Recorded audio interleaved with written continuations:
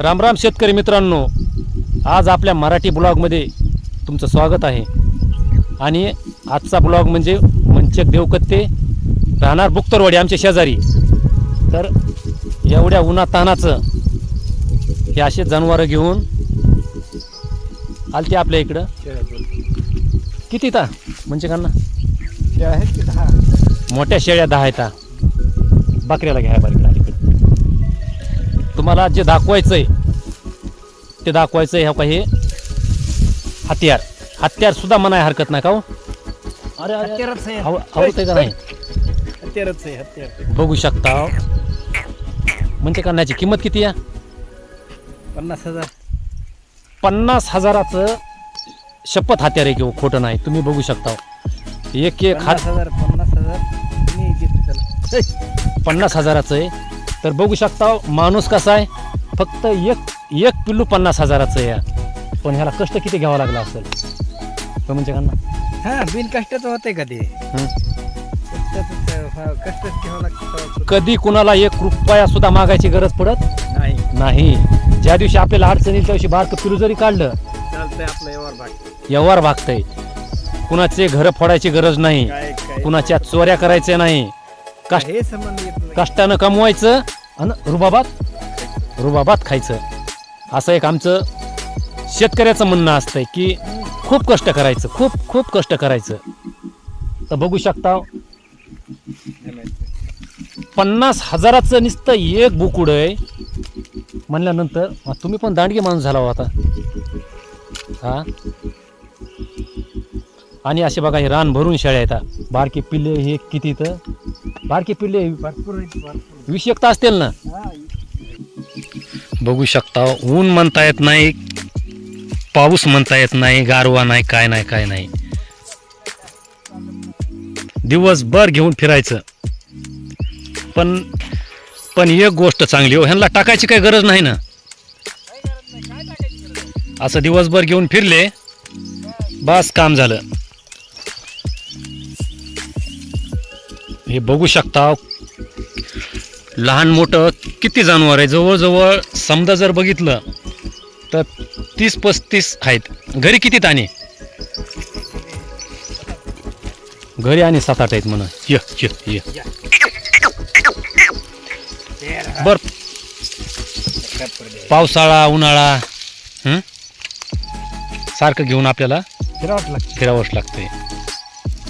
तर मित्रांनो बघू शकता माणसाच्या कपड्यावर आणि त्याच्या राहणीमानावर कधीच जायचं नाही का म्हणजे का नाही ना. अंगावर जर पांढरे शिपट कपडे घातले, पायात बूट घातला आणि खिशामध्ये 10,000चं डबडं ठुलं म्हणजे माणूस लई मोठा नाही होतो.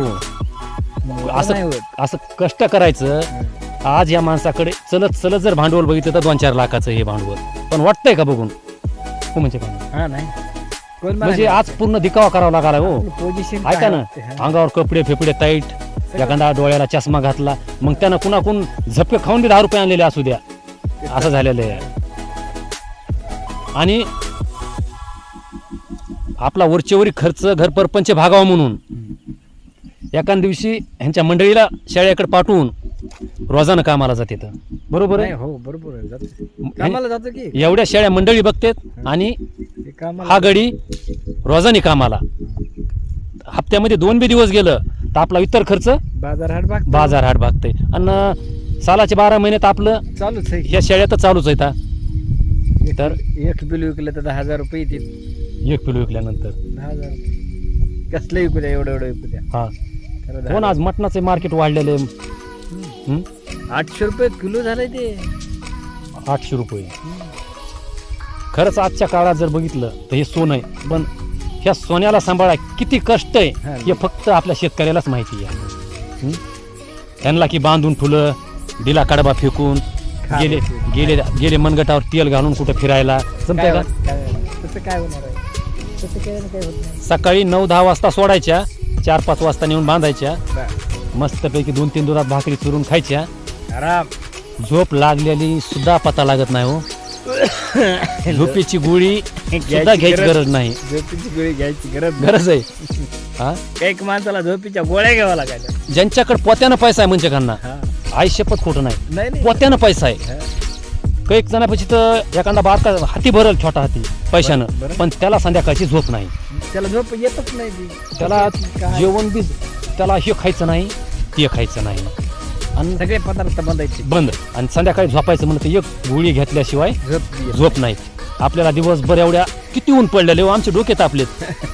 इतकं ऊन पडलेलं आहे. एवढ्या उन्हात आम्ही शेळ्या हे बघणं, कष्ट करणं, काम करणं, मस्त संध्याकाळी दिवस मावळा. त्याच्यामुळे काही नाही, ह्या सिरियलला सुद्धा काही होत नाही. दवाखान्यात सुद्धा जायची गरज नाही. गरजच नाही. दवाखाना बीपी नाही, शुगर नाही, काही बी खा, काही कसपट खा, काहीच होणार नाही. तेलकट खा, गोड खा, आंबट खा, तुरट काय. देवानी शेतकऱ्याला मशनीच अशा दिल्या आता की तुम्ही काही बी खा, तुमची मशीन पचन करील. बरोबर आहे. हो. किंवा आपल्याला बदाम, काजू, पिझ्झा, बर्गर नको आम्हाला. ते आम्हाला फक्त दुधू, चटणी, भाकर, कांदे चटणी बस. आराम ह्याच्यातच आहे आपण. कशी बॉडी बघा गाड्याची, आणि तंदुरुस्त. कारण की कुठली गोळी घ्यायची गरज नाही, लद नाही प्रकार. आज दिवसभर मस्त. 2-3 वर्ष झाला असं इंजेक्शन सुद्धा घ्याय नाही. आणि मग ह्याच्यापेक्षा शरीर संपत्तीपेक्षा आज जगात भारी काय आहे. काय भारी मोप एखाद्याकडे 10-1 लाख रुपये तर हा ना. 24 तास दवाखाना आहे. काय उपयोग आहे त्याचा? तात्याच्या दवाखान्याची भरती. हो ना. 3 वर्षात एक इंजेक्शन घ्यायची गरज नाही ना, एक गोळी घेतली नाही. 3 वर्षामध्ये मग आणि कामाला तर कुठंच दम नाही. असं तुमची ज्वारी काढायला चला म्हणले की निघाले काम करायला. काम करा. शेळ्या बांधून टाकून नाहीच कुठलं आलं तर शेवटी तर आपल्या शेळ्या आहेतच की नाही. आठवड्यामध्ये 1-2 दिवस गेला बस बस तर भागलं. आदर मागतो. तर चला, जय जवान जय किसान.